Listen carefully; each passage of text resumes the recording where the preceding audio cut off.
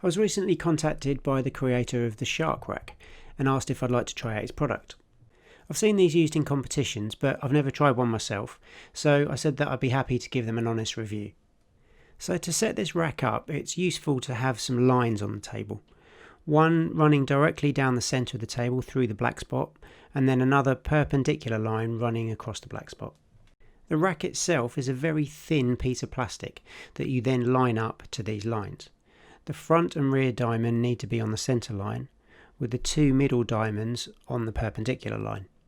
These little diamonds are small cutouts in the plastic, which help hold the outer balls of the rack in place. Then, starting with the top two balls, you work your way down, placing all the balls in position.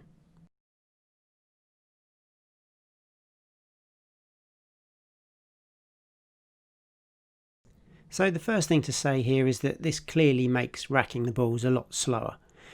It doesn't take too long, but it's obviously slower than using a traditional rack.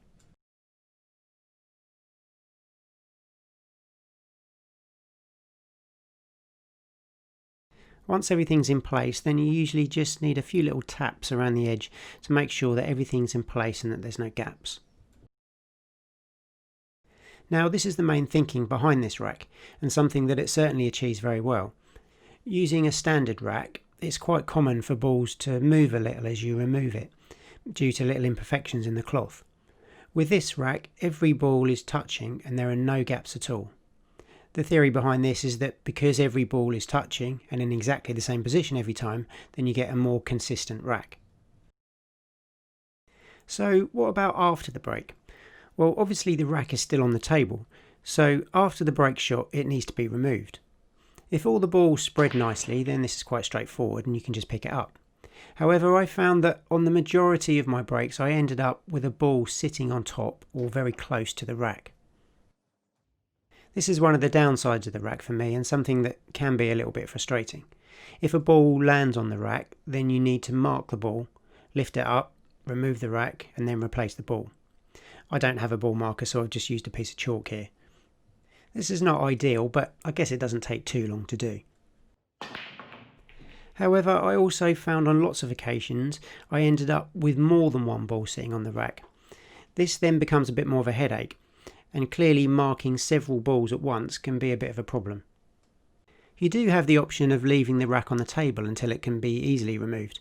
However, I don't particularly like the idea of doing this because it can interfere with the path or the spin of the balls. It's thin enough that if you play over it at speed it makes little difference, but with slower moving balls it definitely causes some deviation. So what about the spread of the balls and the consistency of the break? The only way to test this was to make numerous breaks and record the results. Here are 10 breaks and I'll keep a tally of balls potted, dry breaks. I'll also show a heat map of the spread of the balls at the end. Every break is made from the same position and I've tried to keep a consistent power. One thing it does highlight is that although the balls might be in a consistent rack, my break shot certainly isn't 100% consistent, so these results can only be taken as a guide.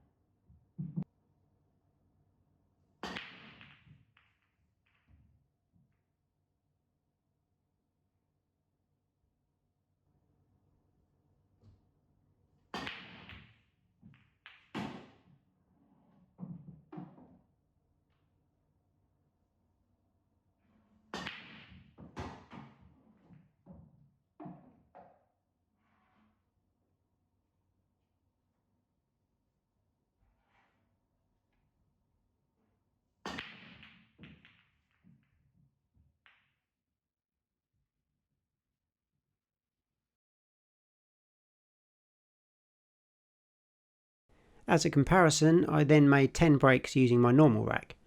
This rack is pretty good at keeping the balls nice and tight, but as you can see there's definitely a few more tiny gaps than with the Shark rack. Here are the results using a traditional rack.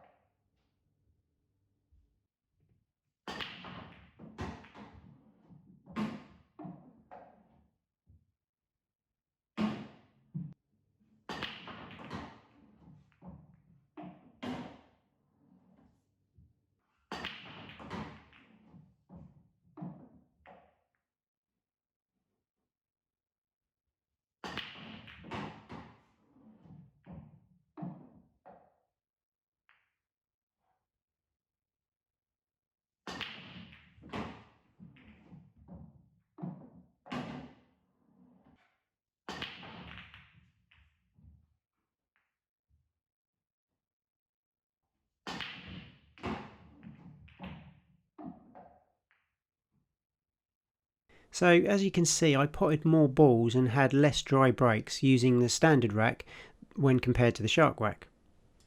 Whilst the Shark rack created a consistently tight rack of balls, I found that generally it seemed to restrict the spread of the balls a little, which meant less collisions and balls heading towards pockets.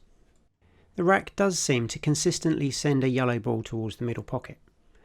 I was told by the creator that if the cue ball is a quarter of the way across the table and you aim at the contact point between these two balls, then this yellow should go to the middle.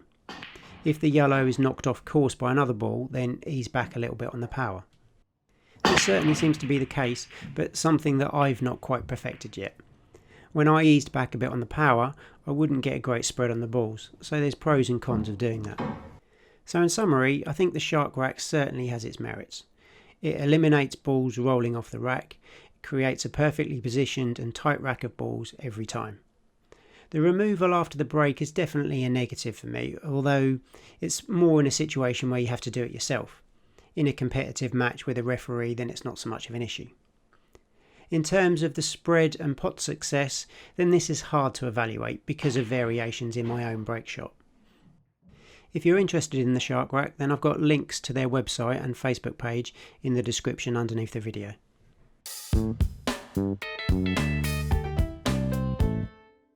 If you want to see more practice routines and pool tutorials, then please remember to subscribe. And if you're interested in any of the equipment I use in this video, then there are links in the description below.